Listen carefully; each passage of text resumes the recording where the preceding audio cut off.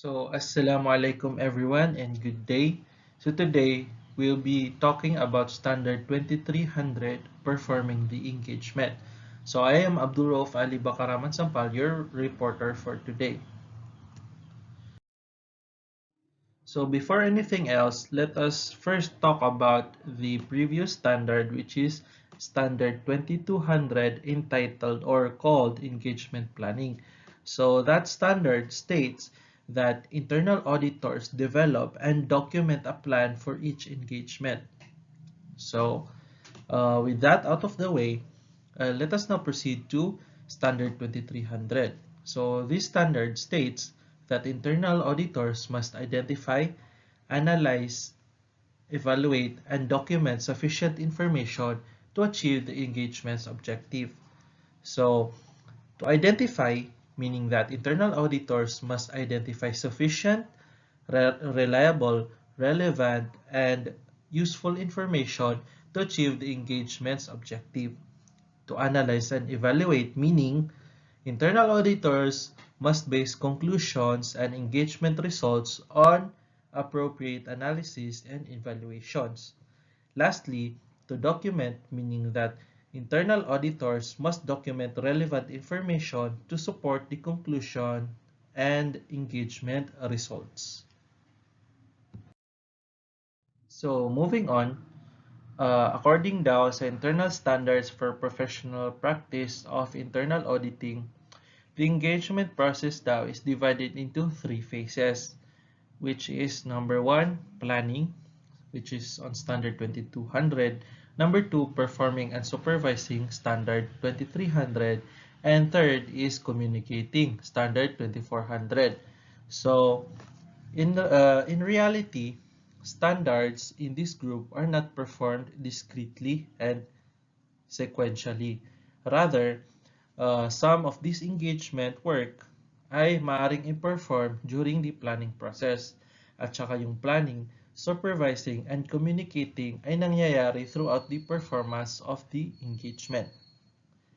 Thus, sa pag-prepare daw ng performance of the engagement, ang mga internal auditors should review lahat ng groups of standards, yung itong tatlo, at saka ang implementation guides concurrently.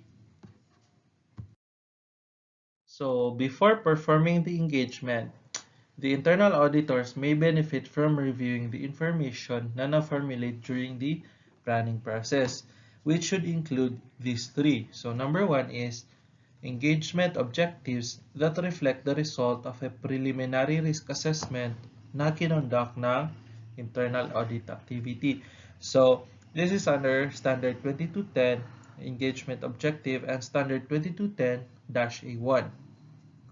So, the second is yung criteria na gagamitin para mag-evaluate ng governance, risk management, and controls of the area or process under review. So ito naman is under sa Standard 2210-A-3.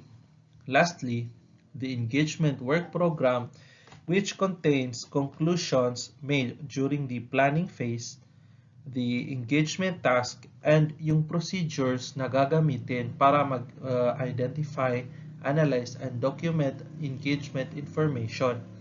So, ito naman is under the Standard 2240, which is Engagement Work Program, and Standard 2240-A-1.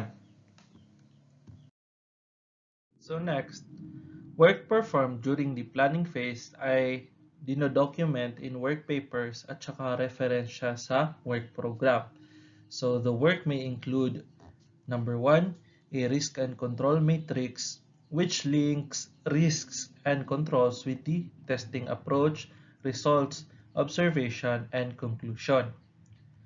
Number two is process maps, flowcharts, and/or narrative descriptions of control processes. Number three, yung mga results ng evaluation the adequacy of control design. And number four, a plan and approach for testing the effectiveness of key controls. So, the level of analysis and details na ina-apply sa planning phase ay magkakaiba-iba depende sa internal audit activity at saka sa engagement. So, evaluating the adequacy of control design is often completed as a part of engagement planning kasi hinihelp nito ang mga internal auditors natin to clearly identify key controls to be further tested for effectiveness.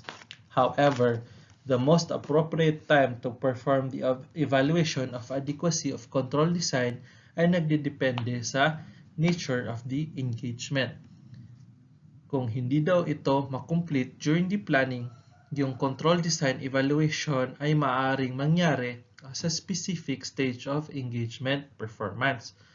Or internal auditors may evaluate the control design habang nagpo-perform sila ng test of the control's effectiveness. So now, let us now tackle all about considerations for implementation.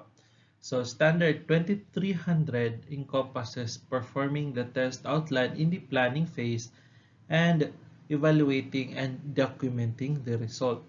As internal auditors reflect on the information needed to accomplish engagement objective, dapat nilang i-consider yung expectation of the board and the senior management. So, yung type of information na required and analysis applied ay nagdedepende kung ang engagement ay designed to prove assurance with conclusions or opinions or kung ang engagement ba is designed for consulting and advice.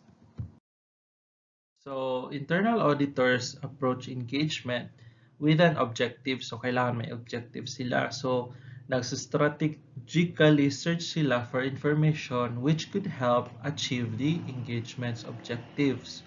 So, at each step, sa every step daw, yung auditors ay dapat mag-apply or dapat mayroong professional skepticism to evaluate whether the information is sufficient, kung sapat ba ito at saka tama to provide a reasonable basis on which to formulate conclusions and recommendation, or whether kung kailangan pa ba ng additional information na i-collect.